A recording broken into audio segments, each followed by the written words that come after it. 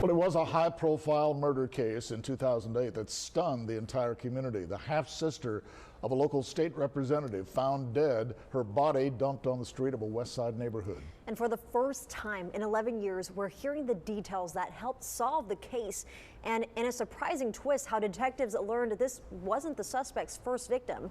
Our Bill Churchwell now with this true crime report, Catching a Killer. You don't want to commit homicide in Corpus because you're going to get a good chance getting caught. December 28th, 2008. It was a cold night arriving on the scene, and the first thing you see when you pull up with the headlights was a body, pretty much naked, on the street. This is the one, when you show up on the scene, it's your baby, and you got to figure it out. A young woman beaten and strangled to death, found by a passerby here on Bluebonnet Drive. It was the beginning of a murder investigation. Take your fingers and frame the scene, and you look at it, and then he tells me the thing that really stops your heart. He goes, okay, LT, you see that? Yeah, I do. That's all we got. It's a call retired police lieutenant Isaac Valencia will never forget. His first as a homicide supervisor with CCPD. More than a decade later, details on the case flooding back. In the process of being out there with our new technology in the cars, we saw what appeared to be the shape of a peanut. That mark, a tattoo. A list of names narrowed down with the use of a mobile database. That's the nickname on the street, Peanuts, and that's the name of the person. The victim was 29-year-old Devin Herrero. And then you realize, oh my God, we know the person. They had a name and then a witness. The neighbor said, when contacted, that they heard the loud muffler of a truck. A detail that would end up being useful later in the investigation. Meanwhile, the team continued to reach out to those who knew Herrero.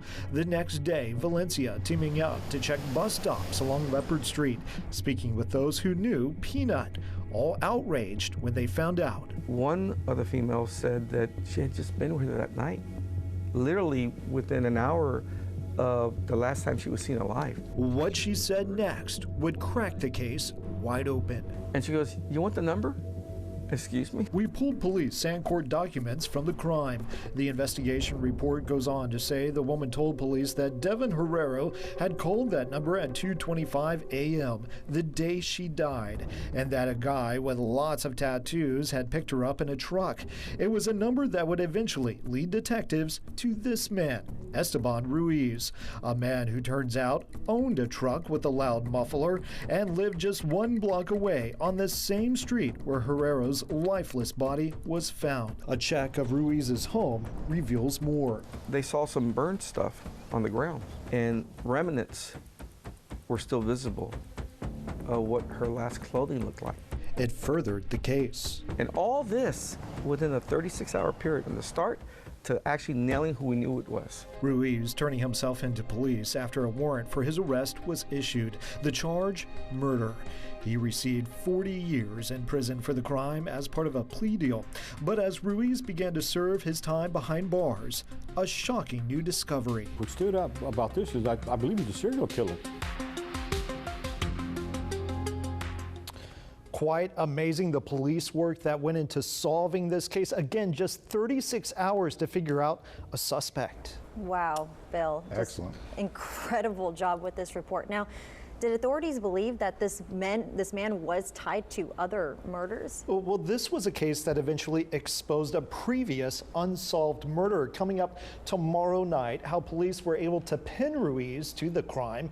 And was there a third victim? It's something that would have made Ruiz a serial killer. That story coming up tomorrow on 3 News at 10 o'clock.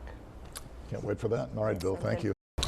Well, continuing our look back at a true crime in Corpus Christi, more than a decade after the fact, convicted killer Esteban Ruiz was sentenced to prison for the murder of a young woman here. But investigators believe she was not his only victim. They came to that conclusion based on evidence coming to light as he sat behind bars.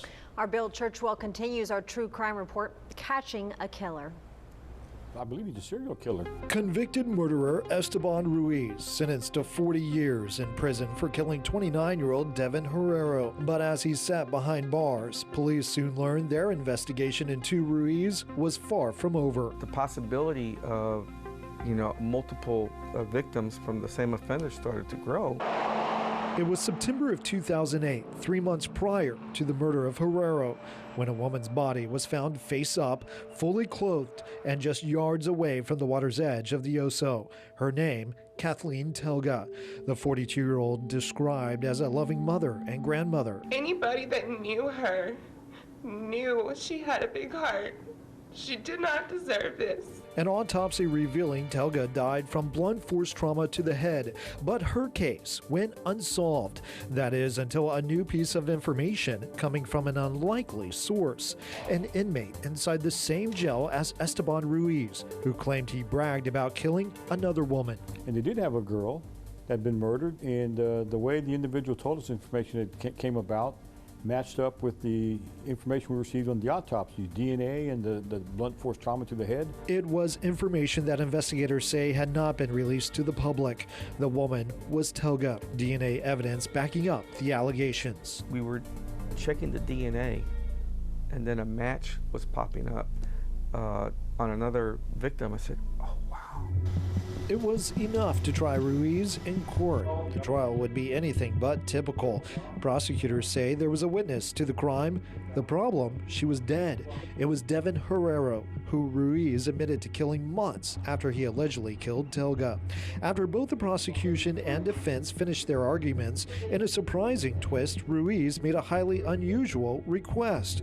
Joe Mike Pena was one of the prosecutors on the case. The judge told the jury that the defendant wanted the judge to make the decision on the case. Putting the decision in the hands of Judge Jack Hunter instead of the jury. It's sort of made for TV stuff, isn't it? Ultimately, he allowed it, finding Ruiz guilty of not murder but voluntary manslaughter. The judge saying there was enough physical evidence to link Ruiz to the victim, but not enough to prove he knew she was dead when he dumped her. No matter what you do to a defendant, you could give him the death penalty, you can put him away for life. There never really is justice for victims that lose their family members. Ruiz receiving the maximum for that crime, 20 years. He doesn't deserve to get out of prison, or maybe much so even live anymore. If he doesn't feel sorry for what he's done, then he will pay for it in the end. God will make sure that happens. Meanwhile, authorities in Victoria County were investigating Ruiz for the death of yet another woman. We knew we had two victims of crime from the same offender, and potentially a third. There was that one case where we found more blood in his truck that didn't match up with any of the three victims that we thought.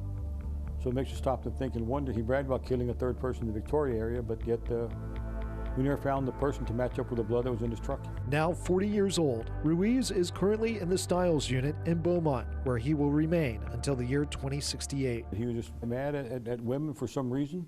That what they are, we don't know. And he took it out on two women, and I'm convinced he probably murdered a third person, a third woman out there, if not more, that we may never know.